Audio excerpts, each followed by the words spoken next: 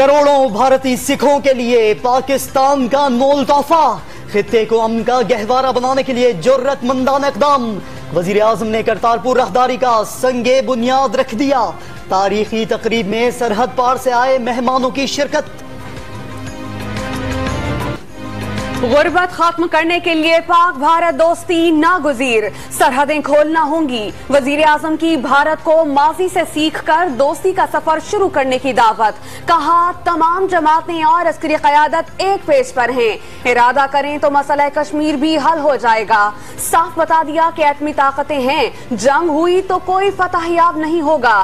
سدھو پر تنقید کرنے والوں پر طنز، تاریخی تقریب میں ہلکی پھلکی جملے بازی۔ بہت مائیں بیٹے قربان کر چکی، بہت خون خرابہ ہو چکا، امن کی تاریخ کے پہلے صفحے پر عمران خان کا نام ہوگا۔ سدھو کا جوشیلا خطاب، ہر چیز کو سیاست اور دہشت گردی سے نہ جوڑنے کا مشورہ۔ سکھوں کی مرادیں پوری ہوئیں، 4 کلومیٹر کا فاصلہ طے کرنے میں 70 سال لگ گئے، بھارتی خاتون وزیر جذباتی ہو گئیں۔ پاکستان کے امن پسند اقدام کی عالمی پذیرائی پر بھارتی نیتاؤں کی نیندیں حرام۔ آرمی چیف سے سکھ رہنما کے مسافر پر تنگ نظر بھارتی میڈیا کا واویلا۔ آرمی چیف تمام مہمانوں کے ساتھ ان کی شناخت سے بالاتر ہو کر ملے، ڈی جی ISPR کا جواب۔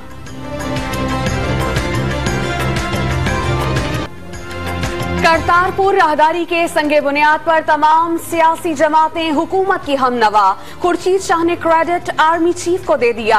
اسفندیار ولی کا بھی خیر مقدم۔ اعتزاز احسن نے اقدام 100 روز کے دوران حکومت کا سب سے بڑا کارنامہ قرار دیا۔ سمجھوتا کرنا ہوتا تو لندن سے کیوں آتا؟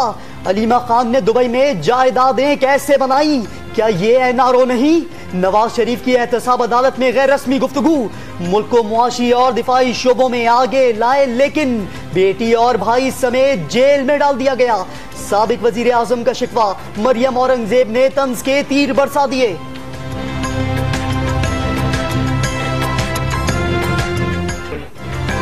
احتساب عدالت میں فلیگ شپ ریفرنس کی سماعت، حسن نواز کے خلاف 302 ملین پاؤنڈز کی سرمایہ کاری کی دستاویز نہ ہونے پر مطلب یہ نہیں کہ پیسہ لگایا ہی نہیں گیا، تفتیشی افسر کا جرح میں بیان۔ آشیانہ اسکینڈل میں گرفتار شہباز شریف کے جسمانی ریمانڈ میں 6 دسمبر تک توسیع۔ اپوزیشن لیڈر نے مشکوک لین دین کا جواب دینے کے لیے مہلت مانگ لی۔ سابق وزیر اعلیٰ کی پیشی کے موقع پر متوالے امڑ آئے، پولیس سے بھی مدبھیڑ۔ منی لانڈرنگ کیس کی تحقیقات، آصف علی زرداری اور بہن فریال تالپور کی GIT کے سامنے الگ الگ پیشیاں، سوالات کا سامنا، ایک گواہ بھی پیش۔ زرداری گروپ کے اکاؤنٹ سے سابق وزیر اویس مظفر ٹپی کے اکاؤنٹ میں بڑی رقم کی منتقلی کے شواہد، بلاول کو بھی سوال نامہ بھیج دیا گیا۔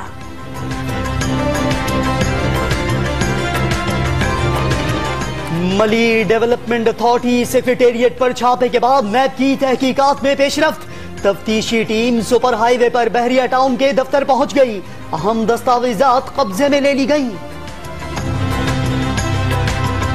جسٹس اطہر من اللہ نے چیف جسٹس اسلام آباد ہائی کورٹ کے عہدے کا حلف اٹھا لیا۔ پہلے ہی دن بڑا اقدام، ماتحت عدالتوں میں انسپیکشن ججز تعینات۔